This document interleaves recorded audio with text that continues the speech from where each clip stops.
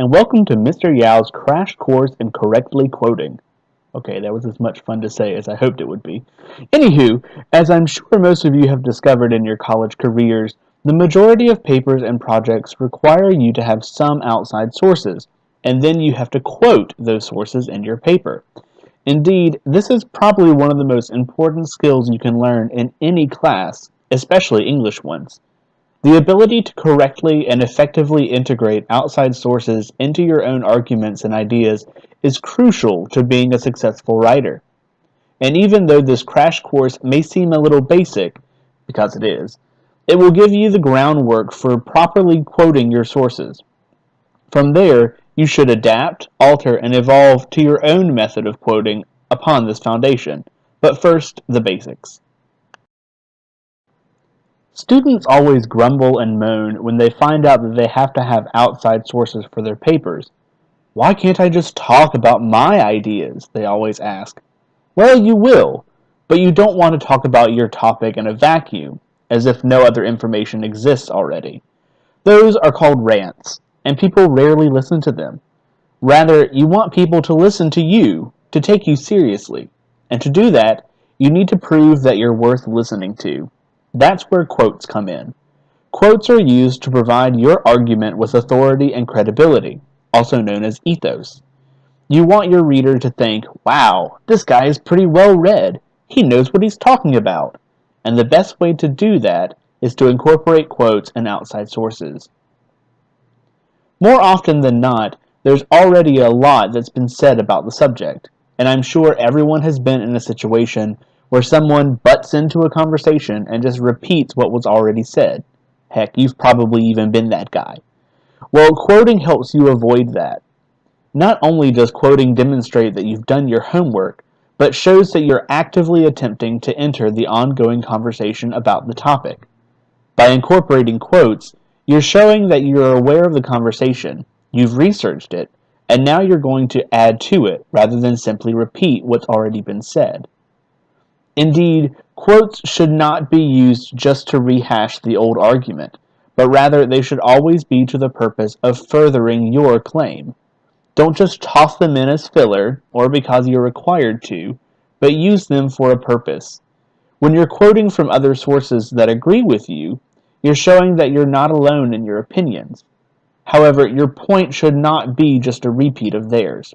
You need to nuance it, take it a step further. Make the topic your own.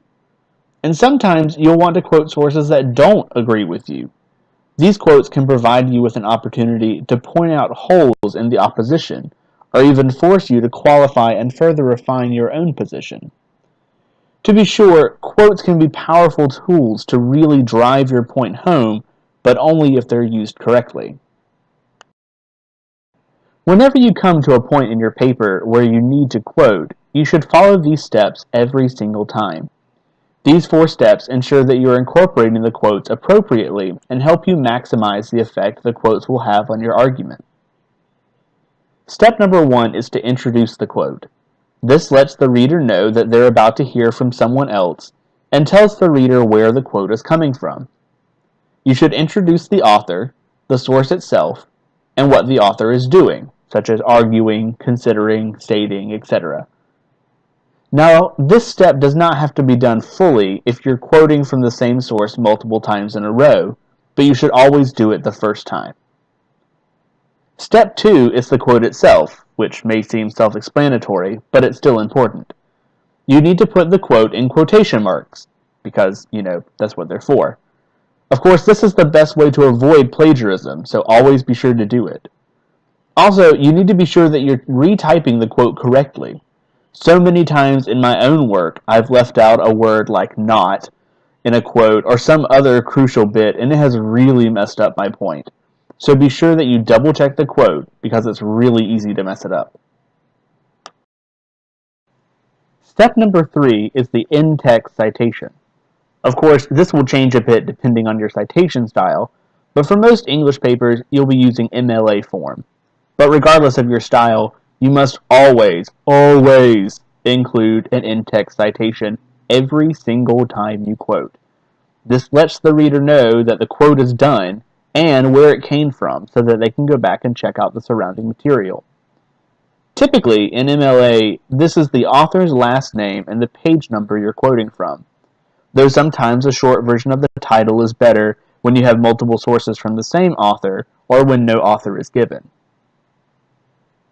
Finally, and most importantly, is step 4, the explanation and application. Most frequently, students forget or just leave out this particular step, and it's so very crucial. First, you need to explain the quote, either its language, its meaning, etc. You need to make sure that the reader knows exactly what the quote means. Don't assume that it's obvious, because I promise you readers will miss it. After your explanation, which is usually just a sentence or two, follow it up with an application. You need to apply the quote to your overall thesis or argument. Again, don't expect the reader to instantly make a connection. You need to do the work for them. This is where you essentially demonstrate why you included this quote at all. It's a crucial element, and students constantly think that the quote speaks for itself, but I promise you it doesn't. So let's practice a bit. Here's just a hypothetical situation for the sake of the exercise. It's a little easier to see this stuff in action. So here's my overall argument and thesis for this exercise. I'm arguing that technology, and especially social media, is a restrictive rather than liberating force in our society. We're so obsessed with being constantly connected that we feel helpless if we, for instance, forget our cell phone or don't have internet access. So that's my general argument. To support my claim, I have this awesome quote from Sherry Turkle, a professor at MIT and author of the book Alone Together. You can see the quote there. On the next slide, I'll have all 4 steps to the quoting process color-coded so you can see the actual breakdown. The intro is in red, the quote itself is in blue, the citation is in yellow, and the explanation and application is in white. Okay, so here we go. In her book, Alone Together, Sherry Turkle argues against the freeing notion of technology, saying, quote, "The internet is a corporate trap, a ball and chain that keeps us tethered to the tiny screens of our cell phones, tapping out trite messages to stay in touch." End quote, open paren, Turkle 47, close paren, period.